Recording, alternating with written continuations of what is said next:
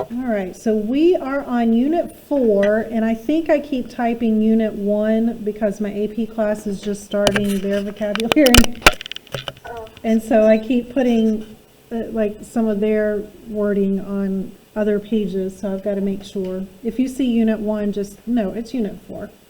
Let me make sure I have the right workbook, so I'm dealing with 3. Okay, so number 1 is affable. And if you just write for the definition, sociable, and I put a smiley face there. The affable people are those who are friendly with everybody. They can get along with any group. You know, they're not shy and embarrassed. They're the person that sits beside, the stranger that sits beside you on the plane and just talks your ear off. In terms of part of speech, it's an adjective. And I think you may have had last year, if you didn't do this vocab last year, you may know the word amicable, which also means friendly.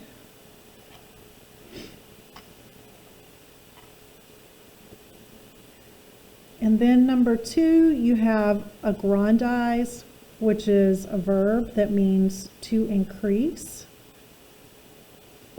And for your synonym, you probably know either augment or enhance.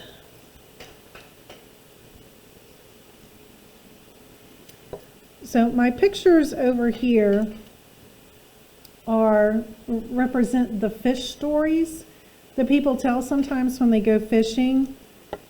The original size starts out this big when they tell their stories. So it might start off this big, and then every time they tell their story, the fish just keeps growing, and it gets a little bigger every time. So to aggrandize, it can also be to exaggerate. Number 3, amorphous, is an adjective and means shapeless or without organization. So you can use it to describe like a cell, but you can also use it to describe someone's speech or their writing. Like it's just not clear. It doesn't have any central idea. And this is my really bad attempt at an amoeba, but it looks kind of like a goldfish, I think. I'm not the artist that my 2 daughters are, but I try. People tend to remember the silly pictures. And in terms of a synonym, I would go with formless.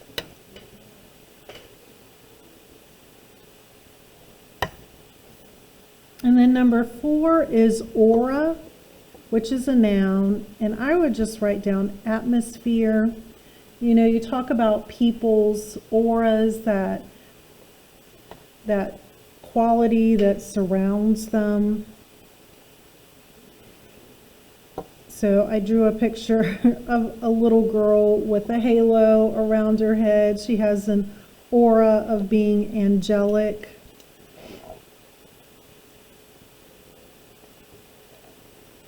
Sometimes people say that buildings have auras, or like a room in a really old house might have an aura, whether it's friendly or evil. And then number 5 is contraband. So it can be a noun or an adjective. Basically anything that's illegal or unlawful.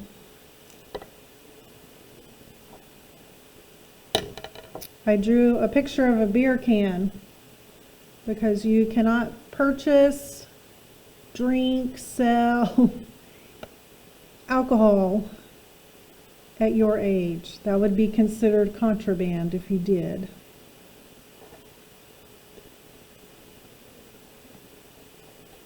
And then number 6. What was the unlawful? Yes. Right? Yes. Thank you. You're welcome.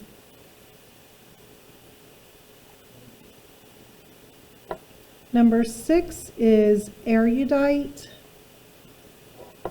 I don't really like any of their words. If you had to choose one, I would go for bookish, But anybody that's really smart, like at the genius level kind of smart, you would use to describe erudite. One of the books or plays that you may study next year as a junior is called The Crucible, or the year after if you take English 3, your junior year. You're a freshman, right? Yes, ma'am. Okay. I'm trying to get it straight. So this is one of the books or plays that you may study depending on what class you take. But it is an adjective. For a synonym, I would put educated. And just let me know when you're ready for me to turn the page.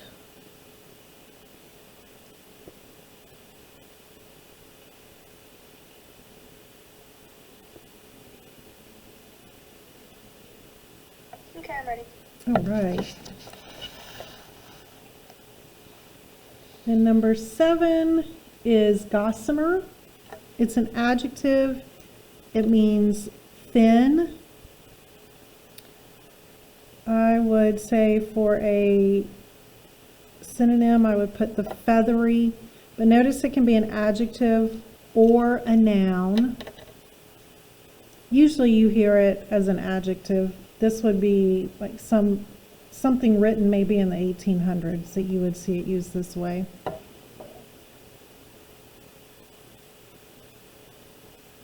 I don't know why I have written something you can hold.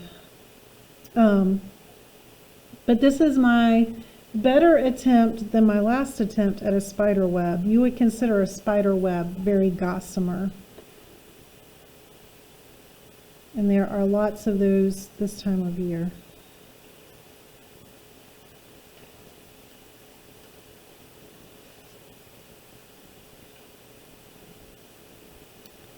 And number 6 is infer. You've been hearing this word since you were probably in 2nd grade. But to hint at something,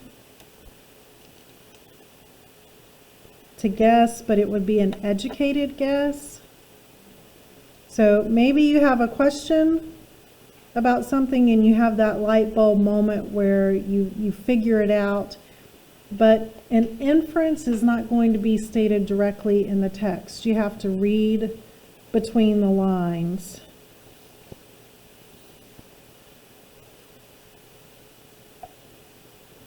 Do you know where the phrase read between the lines comes from? No, no. I just learned this. I'm a podcast nerd, and I like especially history.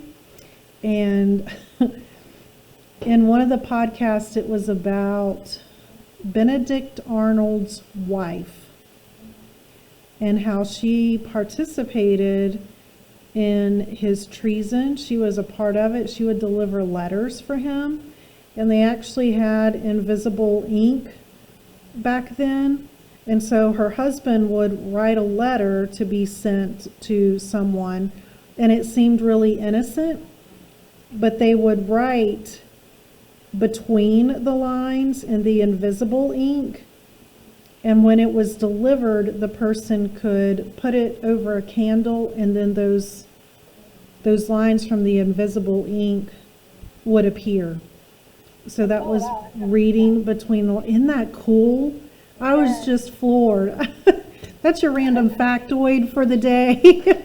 Now we can go play Jeopardy and make lots of money. Number 9, inscrutable, is an adjective, incapable of being understood. I drew Patrick from SpongeBob. I know this doesn't look exactly like him, but I never could understand why my children enjoyed listening to him. I can't understand half of what he says, but they thought he was hilarious.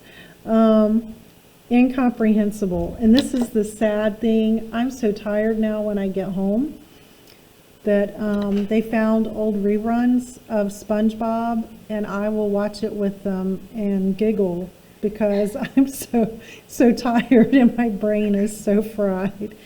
Whereas when they were younger, I would tell them to turn it off. I didn't want to hear it. Now Patrick kind of makes sense. I don't know what that says about me. Number 10 is insular. It's an adjective. It means narrow experience. And so I have a globe here. This is supposed to be the world. And these people are not able to travel much. They don't know a lot about other cultures and their beliefs or practices or how they live. I put for the synonym provincial.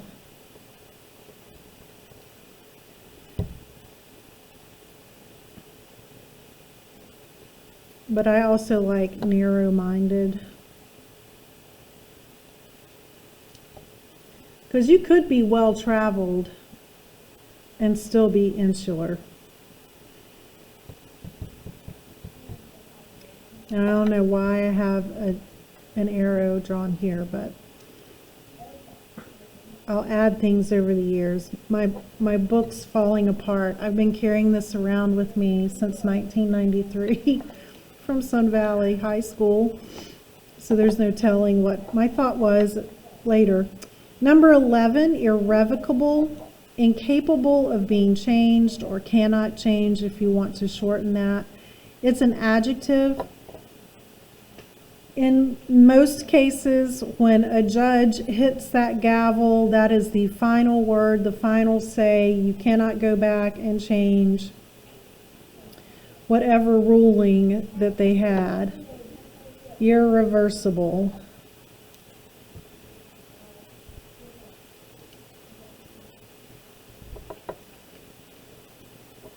Then number 12, propensity, a natural talent or ability. I wrote up here. I like those words better. It's a noun. I think you've already had the word proclivity in one of the previous units, where I also drew an artist palette and a paintbrush. See, it's getting better as I practice. But there are people who have a propensity for art or music or writing or working on small engines, taking things apart and putting them back together. That was a loud slamming of the door. Number 13 is querulous.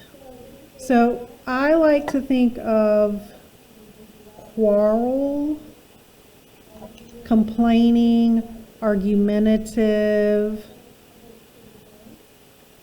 Sometimes students, when a teacher's giving a direction or introducing an assignment, student might say, "This is stupid." They're just complaining, being argumentative.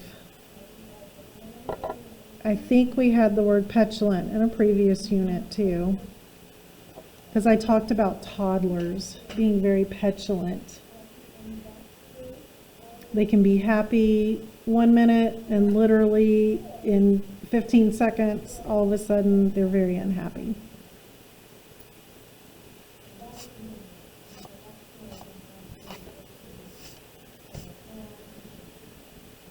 Tell me when you're ready for me to show the next page.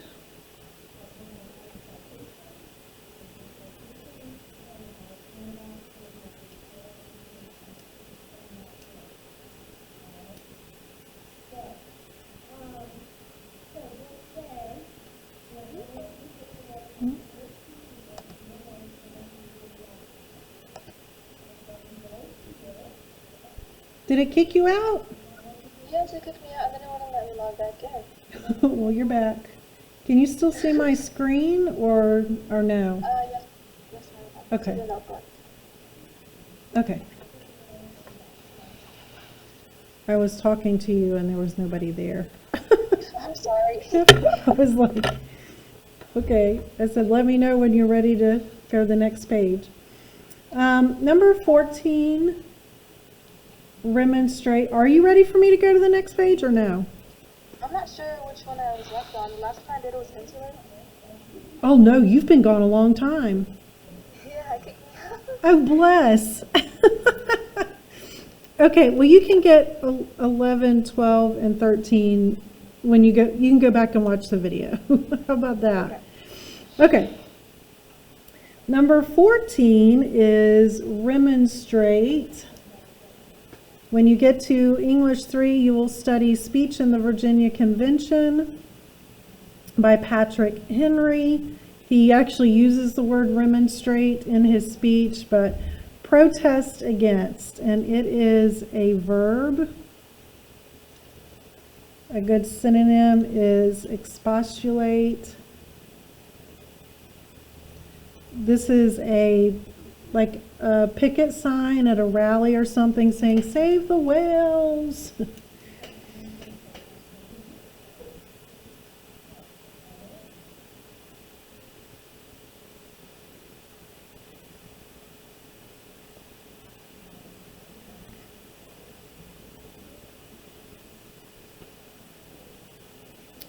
And then number 15 is repudiate. It's a verb to disown or disavow.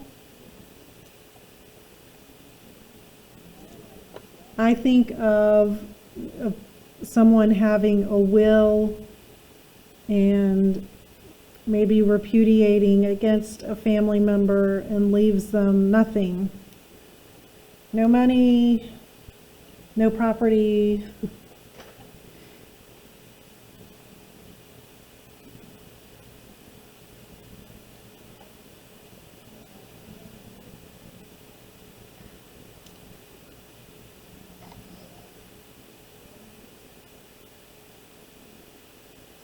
And then number 16 is resilient. This is a ball bouncing. It's an adjective, which means to return to an original shape, or it can return to an original place. So bouncy. But you also often hear it with people, that they are resilient, that they bounce back after a setback. They may fail at something, but they stand back up and they try again.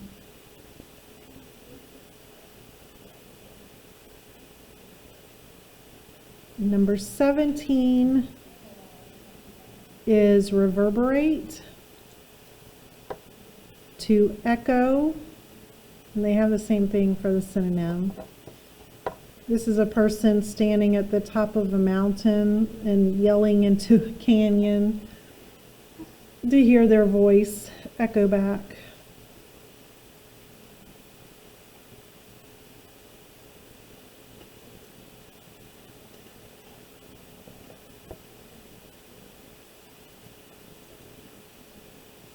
Number 18 is scurrilous, abusive language. That could be in speech or in writing. It's an adjective. Put abusive. This is a picture of a coach yelling at a team or a player using foul language.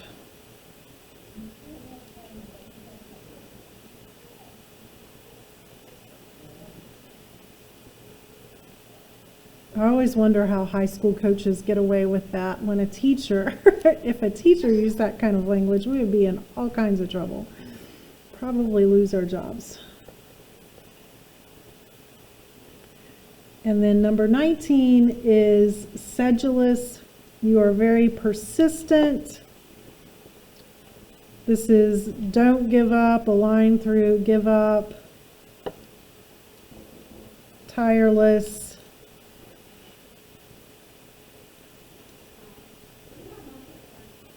You could use sedulous and resilient as synonyms if you wanted to describe people. And then the last word in this unit is one of my favorites. I don't know why they have it in this workbook, but there it is. Sleazy. It's just fun to say. So it's an adjective. It means cheap. It can mean something is cheaply made. Or sleazy is sometimes used to refer to people. And I'm going to put for the synonym there, tawdry. And I drew a traffic light here with the red being emphasized. Just happen to have my red pen today. Have you ever heard the phrase red light district? No, ma'am. You may hear it sometimes referenced in songs or in movies or TV shows.